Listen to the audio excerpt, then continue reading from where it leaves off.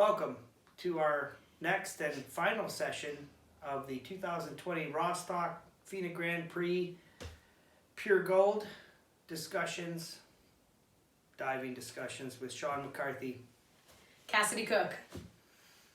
And we're sitting here today with Kassidy Cook, who just finished all of her events here for the last 2 weeks, not 1, 2 weeks on the Grand Prix circuit, most recent week being here in Rostock. Kassidy, how did the events go today? The events were pretty solid, yeah. Me and my synchro partner ended up on top. We didn't really nail anything, but we didn't really miss anything either, so it was just solid all the way through. Good. So you also participated in the 3-meter springboard individual event. Unfortunately, yes, I did. Any comments you'd like to share on that experience? Boo. It was not very good from me, but I'm really happy for my teammate Brooke Schultz, who came away with the W. So I'm glad you shared that. My next question is, what is an event that you went into, you got on an airplane, you traveled to another country, you got on a different time zone, you committed yourself to represent Team USA, which is important to you, and things didn't work out as you had preferred in the first event. What do you do about that? What do you feel about that?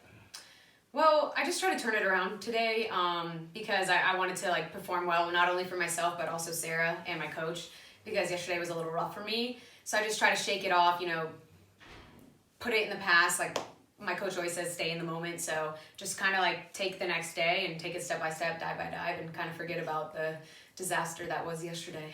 And do you think that helped you achieve what you did today, winning a gold medal for Team USA in your synchronized event? Definitely, yeah. Just staying focused and, being a little pissed off that and that always helps me, adds a little fuel to the fire. Yeah, I don't think it's anyone's job to protect you from that discomfort level when things don't go as planned. Mm-hmm. And it's apparently your job to do something about it. Mm-hmm. So well done. Thank you. Well done on that one. I'm going to scroll down. I've got a couple questions here that are coming out of the office. All right. There's a few questions that are coming from our coaching staff on this trip. Okay. So the first couple questions, standard questions that USA Diving Office would like to know is, how does this win, today's gold medal, how does this prepare you moving forward for the 2020 season? Yeah, well, so me and Sarah are going to be competing synchro at the World Cup, where we currently do not have a spot for the Olympics. So I think these last 2 competitions, coming away with 2 gold medals in that event, really sets us up well to perform the best we can in the World Cup and also get international exposure. The judges know our names now, and I think we've established ourselves as one of the top teams in the synchro competition. So just both of these competitions have definitely helped prepare us for what's to come. And you played around with your diving order, the order of your dives from last week to this week. This week you went with the back first, you crushed it, and you went with the full out last, and you crushed it. How was the front 3.5? I had a little bit of a wonky hurdle, but I think I did a pretty good job with it. Not my best, but definitely good enough for the gold, so that's all we need. So you guys figure out between each other what dive you're going to put down when there's pressure on the table, and a point or 2 matters. And it seems like you're doing a nice job. How does this sort of event, like the 65th annual Rostock, Germany, Grand Prix, how does this set you up for the upcoming Olympic trials and your pursuit of representation in Tokyo? Yeah, so, this was my first competition internationally since the 2016 Olympics, so kind of just getting out there and feeling those nerves, competing against different countries, getting that feel again was really important for me because a lot of the other divers in this field and in the U.S. have been competing these last 4 years for Team USA, but I had taken a break. I had retired for a little bit, so I'm a little bit behind in that sense, but I'm also a veteran at the same time. So using those experiences from this past event and the 2016 Olympics, I think will help me feel prepared for the trials and hopefully the Olympics. So you having taken a break since the last Olympics 4 years ago, how much of that would you say was a physical need for a break or a mental need for a break for you? Yeah, well, the main reason was physically for me. I had gone through so many injuries. I've had numerous surgeries on my foot, my knee, and my shoulders, and so... You've had 2 or 3 shoulder surgeries? Yeah, I've had 2 on my right and 1 on my left, and then most recently I had 2 surgeries on my foot. So after the college season in 2018, I was like, I think it's time for me to stop. I was actually had just had a surgery and on crutches for 12 weeks. So I was like, maybe I should get a job. So I tried that out for a while, but started to feel better physically and was watching the diving, and I really started to miss it. And I felt physically capable of doing it again. And as soon as I felt that, I was like, okay, I got to get back in it because I'm young. I can only dive for a certain period of time, and I can, have a desk job for the rest of my life. So I wanted to take advantage of this precious time I have left. Yeah, and let me remind you, that desk job is waiting for you anytime you're ready. It's sitting there, and it'll be there for all time and space. So you had multiple shoulder surgery recovery moments, and you said your foot, 2 surgeries, Mm-hmm. and that's put you on the sidelines for a little bit. What would you say to another athlete who's on the sidelines? They're maybe have been a top performer in our country at some point in their career, maybe an Olympian like yourself, but they got benched for 18 months, 36 months, whatever Mm-hmm. it takes, for an amount of time due to an injury. Mm-hmm. I've had 3 shoulder surgeries myself and a back surgery when I was 19. Mm-hmm. So I had to adjust my career from being an athlete to being a coach Mm-hmm. as a young person. Yeah. What advice would you have for a young person who might be sidelined due to injury?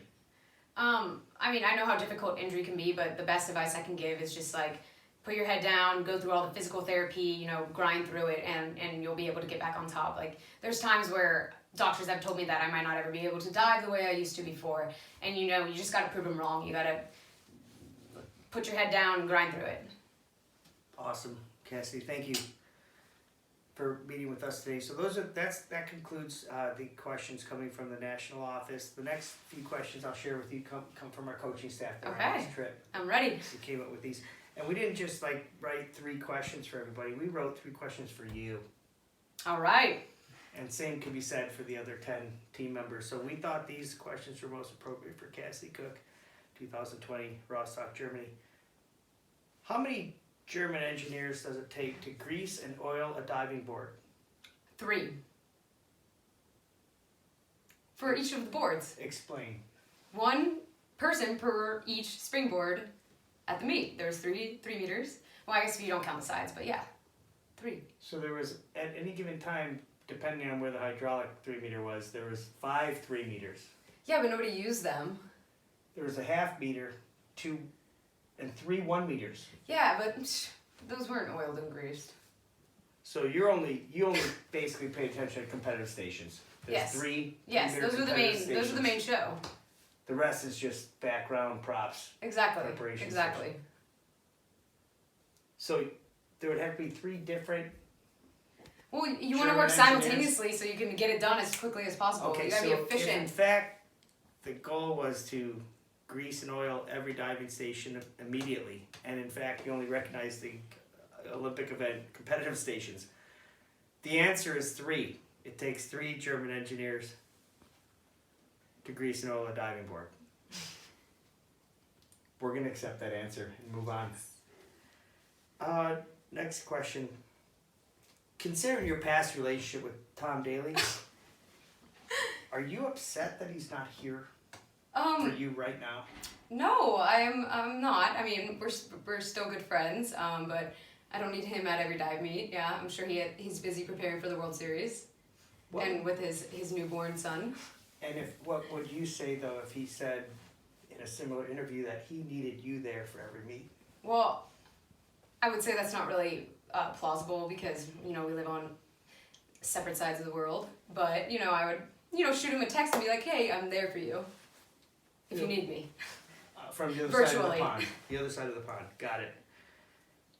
Okay, thank you. One last question, and then your job will be to judge how the interviewing process went. Okay. It'll be from a 0 to 10, and all we ask is the truth because, although it would hurt me deeply, personally and professionally probably, because my FINA ranking is dependent on your judging score of me, you've been judged this week. You know what it feels like, and sometimes it doesn't go the way you would have it. That's true. When you judge this interview, it needs to go the way you would have it. Okay, I got you. So before we get there, in what country would you guess you have the most lost and found items accumulated over the years? United States. Does it have to be a country outside of that? No, you can pick your home country. Yeah. So does that imply throughout the years growing up that you had Oh yeah. left some things in perhaps a hotel room, on an airplane, a train station? Yeah, just bus this station? last trip, I left several chargers in Madrid. Okay, I shattered my charger in Madrid by the television that fell off the wall and it destroyed my charger. That probably wasn't my fault. That was probably faulty.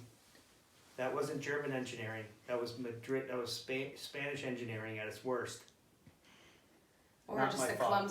clumsy Sean. But where I have to take some responsibility, and if anyone asked me directly, I would have to admit, I did leave my razor Oh, I can tell. in Madrid. I don't think it's affected my lifestyle, but I think it's bothered other people that are in my immediate presence for the last week. I left my razor and my, it's a back scratcher, it's a flufum. Loofah. I have a back loofah, because I get tired of back knee. Oh, that's gross. I'm sure the I get tired of it. housekeepers in Spain I don't need to deal with that at my age. put I up was with the toxic tired. waste. I was tired with it when I was pubescent. So yeah, I left those items in Spain, and I understand that, your proclivity for leaving items everywhere all over the world. It's nice that most of your stuff is still in your home country. I have the important stuff. I just forget the little things sometimes, and sometimes a passport here and there, but I always recover it in time. Got it. Well, thank you so much for sharing your time with us this evening. We, at this point, would like to request a score of the interview process from you, and that goes on my permanent record. I'll give you an 8 out of 10.